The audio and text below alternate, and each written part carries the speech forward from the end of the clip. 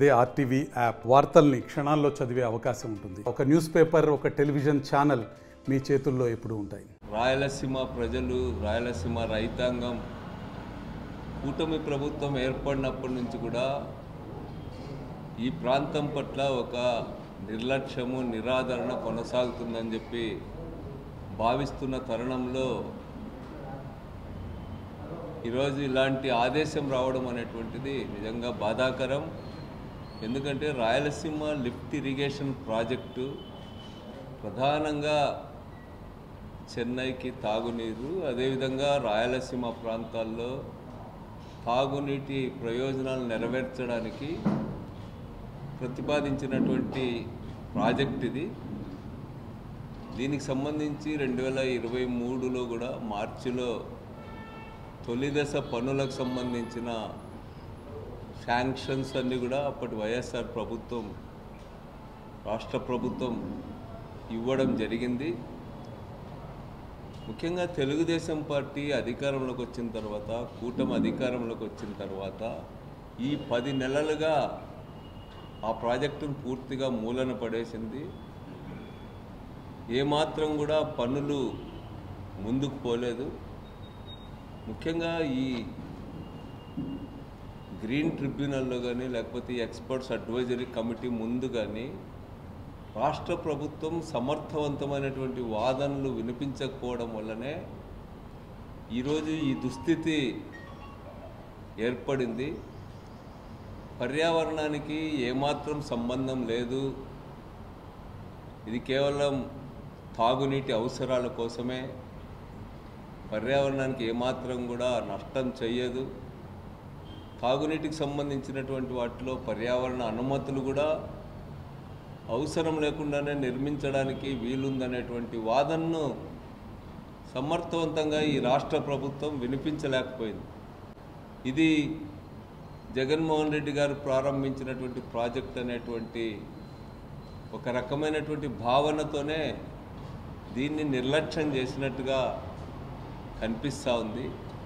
Srisailam dam Andhra నిర్వహించాలా, Nagarjuna Sagar dam Telangana నిర్వహించాలనేటువంటి అంగీకారాలు ఉన్నప్పటికీ కూడా తెలంగాణ రాష్ట్రం శ్రీశైలం ఎడమగట్టు కింద ఉన్నటువంటి విద్యుత్ ఉత్పత్తి కేంద్రం తెలంగాణ పరిధిలోకి వస్తుంది కాబట్టి తాను వీటిని ఉల్లంఘించి నీళ్లు తోడుకుంటా అని చెప్పి ముందుకు పోతుంది. తెలంగాణ రాష్ట్రం ఏర్పడిన తర్వాత 2 రాష్ట్రాల మధ్య నదీ జలాలకు సంబంధించి తీవ్రమైనటువంటి వివాదాలు నెలకొన్నాయి. ఈరోజు మొత్తం కృష్ణా వాటర్ ట్రిబ్యునల్ 2నే పునఃసమీక్ష చేయాలని ఈరోజు కేంద్ర ప్రభుత్వం కూడా తెలంగాణ ఎన్నికల సందర్భంగా వాళ్ళకి సహకరించి వాళ్ళకి అనుకూలంగా ఈరోజు నిర్ణయం తీసుకుంది. బచావా ట్రిబ్యునల్ తీర్పుని సుప్రీంకోర్టు తీర్పుతో సమానమైనటువంటి తీర్పు, దాన్ని ఈరోజు తిరగదోడి ముందుకు పోతూ ఉన్నారు. తీవ్రమైన సవాళ్లను మన ఇరిగేషన్ ప్రాజెక్ట్స్ ఎదుర్కొంటూ ఉన్నాయి. మనం చూసాం నాగార్జున సాగర్ దగ్గర మన పోలీసు అంతా పోయి ఆ రోజు చేయాల్సి వచ్చింది. అదేవిధంగా ఈరోజు ప్రతి ప్రాజెక్టుకు సంబంధించినటువంటిది సమస్యగా తయారైంది.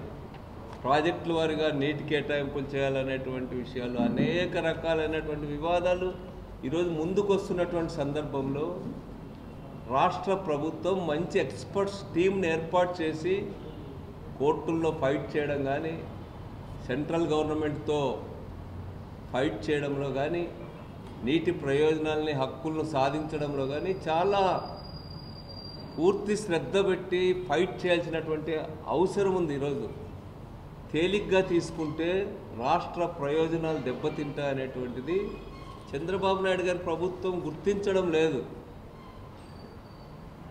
ఈరోజు కూటమి ప్రభుత్వం ఈరోజు ఉన్నది రాష్ట్రంలో అధికారంలో, డబుల్ ఇంజన్ సర్కార్ అని చెప్తా ఉన్నారు. కేంద్రంలో ఉన్నటువంటి బీజేపీ కూడా ఈరోజు రాష్ట్ర మంత్రిమండలిలో ఉన్నారు, రాష్ట్ర ప్రభుత్వంలో భాగస్వామ్యులైనారు. కేంద్రంలో, రాష్ట్రంలో ఈరోజు అధికారంలో ఉన్నప్పటికీ కూడా నీటి ప్రాజెక్టుల విషయంలో, రాష్ట్ర ప్రయోజనాలు కాపాడే విషయంలో చంద్రబాబు నాయుడు గారి ప్రభుత్వం తీవ్ర నిర్లక్ష్యాన్ని, లేకపోతే పక్షపాతాన్ని వ్యవహరిస్తూ ఉంది. జగన్ మీద మీకు ఏదైనా వ్యతిరేకత ఉంటే జగన్ గారి పైన ఇంకో రకంగా తీర్చుకోండి, కానీ ఈ పద్ధతుల్లో ఈ ప్రాంత ప్రయోజనాలు దెబ్బతినేటువంటి రీతిలో ఈరోజు వ్యవహరించడం అనేటువంటి సరైనది కాదు. మేము దీన్ని తీవ్రంగా ఖండిస్తూ ఉన్నాం. ఈరోజు తాగునీటి ప్రాజెక్టుగా అయినా మొదటి దశని రాయలసీమ లిఫ్ట్ ఇరిగేషన్ ప్రాజెక్ట్ని కొనసాగించాలా, దాన్ని కంప్లీట్ చేయాలా, దానిపైన అవసరమైతే అన్ని పార్టీలతో కలుపుకొని సెంట్రల్ గవర్నమెంట్తో కూడా ఫైట్ చేసి అన్ని అనుమతులు వచ్చేటట్టు, అదేవిధంగా ఈ ప్రాజెక్టును కొనసాగించేటట్టు ప్రయత్నం చేయాలని చెప్పి మేము విజ్ఞప్తి చేస్తూ ఉన్నాం. దీని పట్ల నిర్లక్ష్యం వహిస్తే చరిత్ర క్షమించదనేటువంటిది కూడా ఈ సందర్భంగా పాలకులకి హెచ్చరిక చేస్తూ ఉన్నాం. దీనిపైన రైతాంగము, అదేవిధంగా రాష్ట్రంలో ఉన్నటువంటి రాజకీయ పార్టీలు వీళ్ళందరూ కూడా చైతన్యయుతంగా కృషి చేయాల్సినటువంటి అవసరం ఉంది. ప్రత్యేకించి రాయలసీమలో ఉన్నటువంటి వివిధ రైతు సంఘాలు కానీ లేకపోతే ఇతర ప్రజాస్వామ్యయుతంగా పనిచేసే సంఘాలు అందరూ కూడా ముందుకొచ్చి వీటి కోసం ఫైట్ చేయాలి. ఎందుకంటే ఇప్పటికే మనమంతా కూడా జగన్మోహన్ రెడ్డి గారి గవర్నమెంట్లో కర్నూలుని అభివృద్ధి చేయడానికి, అక్కడ హైకోర్టు ఏర్పాటు చేయడానికి కానీ లేకపోతే వివిధ కోర్ట్స్ ఏర్పాటు చేయడానికి కానీ చేసిన ప్రయత్నం కానీ ఇతర డెవలప్మెంట్స్ కానీ అన్నీ అమరావతికి తరలిస్తూ ఉన్నారు. అమరావతి జపం తప్ప వెనుకబడిన ప్రాంతాల గురించి, ఇతర ప్రాంతాల గురించి ఆలోచించే తీరిక ఈ ప్రభుత్వానికి లేదు అనేది మనకు స్పష్టంగా కనపడుతుంది. అందుకనే అందరూ కూడా చైతన్యవంతమైనటువంటి పాత్రను నిర్వహించి వీటిని అడ్డుకోవాలా, ప్రభుత్వం పైన ఒత్తిడి తేవాలని చెప్పి కూడా విజ్ఞప్తి చేస్తాం.